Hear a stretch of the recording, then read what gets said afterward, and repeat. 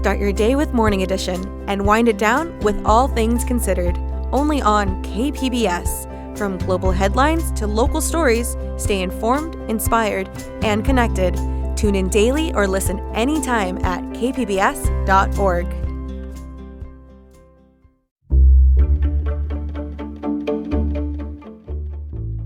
Good morning, I'm Lawrence K. Jackson. It's Wednesday, November 12th. Amid some canceled events, the Veterans Day Parade still marched on. More on that next, but first, the headlines.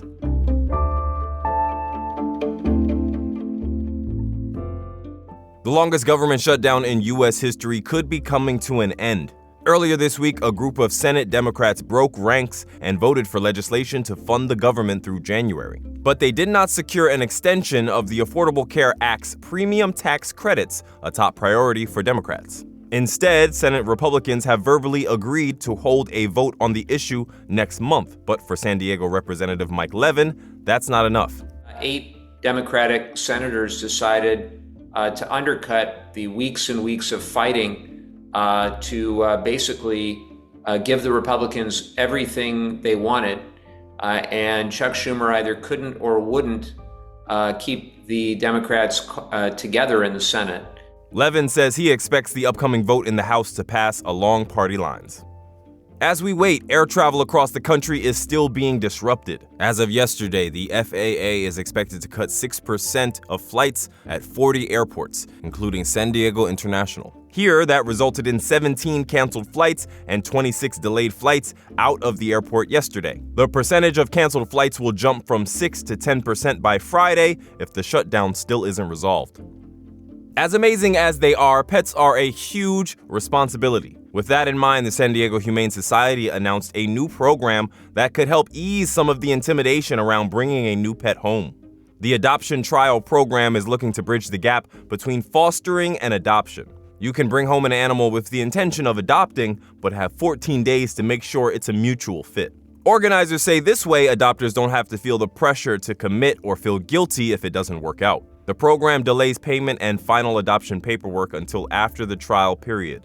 They say it also helps SDHS gain valuable information about what sort of home the pet would work best in. From KPBS, you're listening to San Diego News Now. Stay with me for more of the local news you need.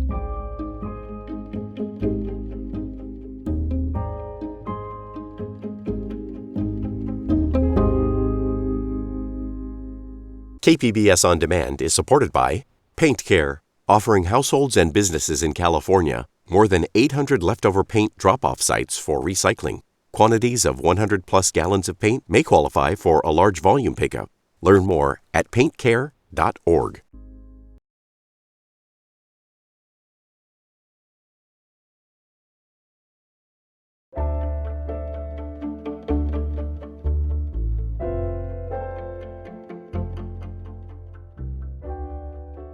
The government shutdown forced a couple Veterans Day observances to be canceled, but the San Diego Veterans Day Parade went on as scheduled yesterday morning. Military and veterans reporter Andrew Dyer takes us there.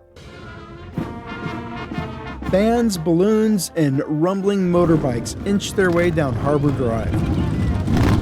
Community figures wave to the crowd from convertibles. 103-year-old Fred Taylor sits in a red classic convertible Mustang. He flew P-51 Mustangs out of Italy during World War II, but today he's a parade grand marshal. It brings back all the memories of my time in the service and the flying buddies that I had. Never goes away. 10-year-old Chloe and her friends Lauren and Lucy, both 9, are marching in the parade with their Girl Scout troop and are among its youngest participants. Chloe says they've got an important job to do. I'm most excited about giving out these stickers for the veterans. Lauren says she understands the importance of the holiday. Veterans Day is very special because all the veterans have retired or have passed away. So we're celebrating them today. Taylor celebrates his 104th birthday on Thursday. From the waterfront downtown, Andrew Dyer, KPBS News.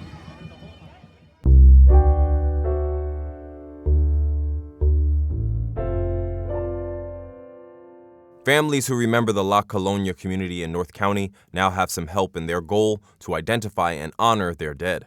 SciTech reporter Thomas Fudge tells some results of an archaeological survey of their cemetery. It's Saturday morning, and volunteers are putting up 2 crosses on what they believe to be the graves of Lupe and Mary Gutierrez Gonzalez, twins who died in infancy. Finding their unmarked grave sites came to Michael Beltran's attention when he met a man said to be their surviving brother. And he tells me, I believe we have 2 twin sisters there. The twins from the Mexican community called La Colonia died in 1929. Now, a group led by Beltran is working to care for the Del Mar Cemetery, and their cause has gotten a boost from an archaeological survey. Archaeologist Jimmy Daniels examined the land with ground-penetrating radar, or GPR. Daniels believes the twins, Lupe and Mary, are buried in this spot. Found 2 anomalies that were roughly the size you would expect for an infant burial and kind of evenly spaced apart. With help from locals, Beltran hopes to identify more grave sites. He says practically every step you take in this place, you're walking above a grave. Thomas Fudge, KPBS News. An atmospheric river is forecast to land in the county late Thursday. Alex Tardy is a meteorologist who founded Weather Echo. He says early season storms can suggest a possible active start to the water year that began October 1st. When we do get snowpack and we do get more rain from the few storms we have in the winter, it can help allow that water to not just go into the ground, but go into our reservoirs where we really need to have it for storage. Ahead of the storm, the county is giving away free sandbags at several fire stations.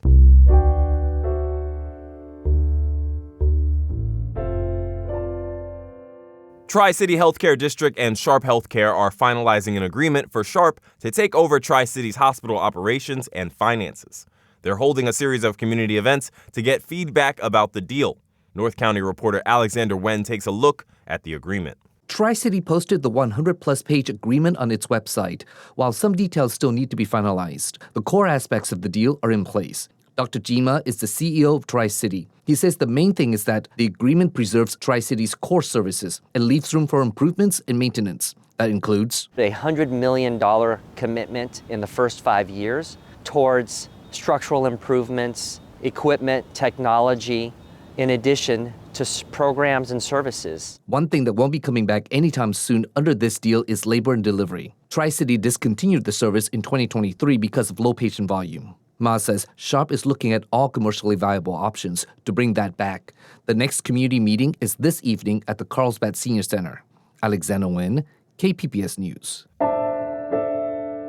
From housekeeping to working as a healthcare professional in just a few months, reporter Jacob Ayer says a new program at UC San Diego Health is training people to advance from low-wage jobs into clinical health roles. This is the decon area. We can't go in because it's a dirty area. In the basement of La Jolla's UC San Diego's Jacobs Medical Center, May Valdehueza props open a door to a secure medical facility in full scrubs. Inside is a bright white room with a few people moving medical equipment. Those carts are usually filled with trays and containers that has all the instruments in it. The knives, the scissors, the retractors, the forceps, everything. She's describing the first step of her work as a sterile processing technician.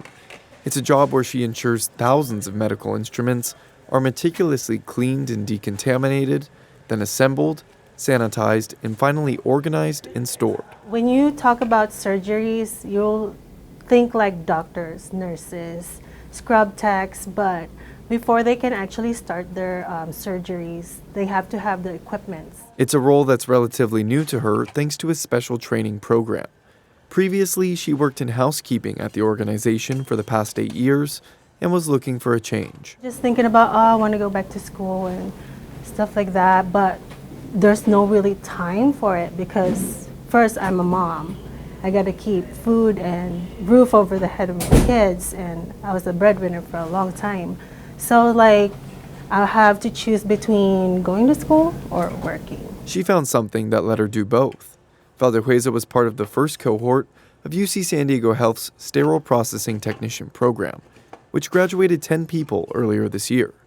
They had dozens of applications. So it's 18 weeks, 7 weeks at Southwestern College, so classroom training, and then 11 weeks of clinical training here at UC San Diego Health, and that was paid training. UC San Diego Health's Monica Redmond says the program trains current janitors, housekeepers, and food service workers for new jobs in the clinical field. We had a high number of vacancies in our sterile processing tech department and, frankly, a lack of qualified applicants. The program gives UC San Diego Health a wide range of skilled workers to fill those job openings, and the employees get paid to learn a new career. So you can skip work and they'll pay you to go to school and to learn about this program. So I was like, oh, it's a win-win. Valdehueza says the program has opened doors for further job advancement. When we got here, it opened up a whole lot of possibilities for us. So that's probably the biggest advantages that I would say, but we also moved up a little bit on pay, on income and stuff. So I'm very happy about that. The program is a partnership between UC San Diego Health and JVS Bay Area, a workforce development nonprofit. It's funded through a mixture of state and private dollars. We're targeting incumbent workers, so folks who are already employees of UCSD, but who are in these jobs that don't really have pathways for growth. Lisa Countryman Quiroz is the organization's CEO. She says programs like this one are meant for the many Californians who are in low-wage jobs and may have trouble paying for basic expenses. Our focus is to help people who don't have four-year degrees, or other kind of certificates. Jesus Delgado is another graduate from the first cohort. He also worked in housekeeping and said there were some similarities in his previous role to being a sterile processing technician. I was working in the ORs, turning over the room before each surgery and getting it ready for the next surgery to follow. While the training took place at the La Jolla campus, Delgado now works at UC San Diego's Medical Center in Hillcrest. He says the new role has reduced the number of hours he works each week from 60 or 70 to 40. More importantly, I'm able to attend all my kids' sporting events, and they see the change as well. They're even more happier because I'm able to attend their practices or their games more often instead of having somebody FaceTime me their game or something. The program has already selected its next 10 applicants for its second cohort, which is set to kick off in January 2026. UC San Diego Health's Redmond says as long as the funding is there for the program, it will continue with the potential to expand to other clinical roles. Jacob Ayer, KPBS News. That is it for the podcast today. As always, you can find more San Diego news online at kpbs.org. I'm Lawrence K. Jackson. Thanks for listening and subscribing. By doing so, you're supporting public media, and I really want to thank you for that. Have a great day.